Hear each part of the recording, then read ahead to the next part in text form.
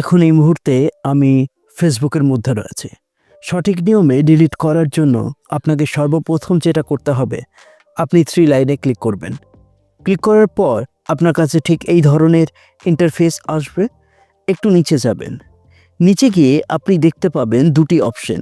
যদি আপনি setting and প্রাইভেসিতে click করেন, 2টি অপশন কী দেখতে পাবেন, একটা হচ্ছে সেটিং এবং একটা হচ্ছে প্রাইভেসি সেন্টার। আপনি 2টি অপশনেই ক্লিক দিয়ে যে কোনো একটা দিয়ে আপনি আপনার অ্যাকাউন্টটিকে ডিলিট করতে পারবেন। আমি এইখানে সরাসরি সেটিংসে ক্লিক দেব। সেটিংসে ক্লিক দেওয়ার পর আপনাকে কিন্তু সঠিক নিয়মে বিষয়টা দেখতে হবে। দেখুন, এখানে কিন্তু বিভিন্ন রকমের আপনি অপশন পেয়ে যাবেন এবং এই জায়গাটায় আপনি কনফিউজড হবেন। তার জন্য আপনাকে কি করতে হবে, আপনাকে এই যে ওপরের অপশনটা রয়েছে, হ্যাঁ, যেখানে personal detail, password and security, ad preference and verification, এই যে বক্সটা, এই বক্সটায় আপনি ক্লিক দেবেন। ক্লিক দেওয়ার পরেই আপনি কিন্তু চলে যাবেন নিচে এবং নিচে আপনি দেখতে পাবেন পার্সোনাল ডিটেলস বলে কিন্তু একটা অপশন রয়েছে। আপনি দেখতে পাচ্ছেন। এখন এই পার্সোনাল ডিটেলসে আপনি ক্লিক দেবেন।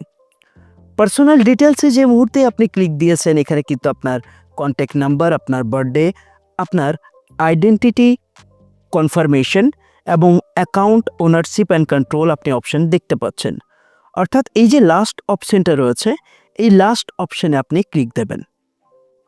যে মুহূর্তে আপনি লাস্ট অপশনে ক্লিক দিয়েছেন, এখানে কিন্তু আপনি 2টি অপশন পাচ্ছেন। আপনি প্রথমটা নয়, আপনি দ্বিতীয় অপশনটি আপনি অবশ্যই ক্লিক দেবেন, যেখানে লেখা রয়েছে deactivate or delete your profile. এখন সরাসরি আমি ডিঅ্যাক্টিভেশন অর ডিলিটেশনে আমি ক্লিক দিচ্ছি।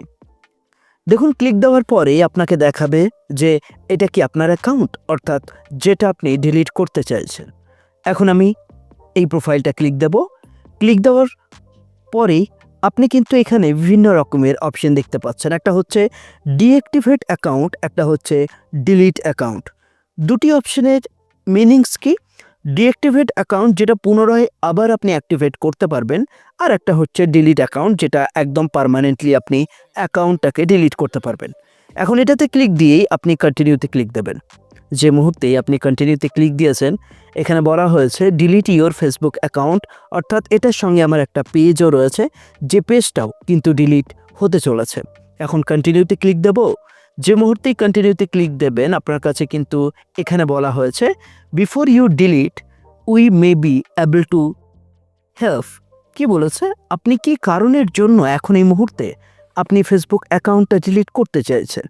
এখন আমি এখানে লিখেছি আই হ্যাভ প্রাইভেসি কনসার্ন বা I do not feel safe on Facebook. যে কোনো একটা অপশানে আপনি ক্লিক দিয়েই আপনি কিন্তু এই যে কন্টিনিউ অপশানটা রয়েছে, আপনি কন্টিনিউতে ক্লিক দেন।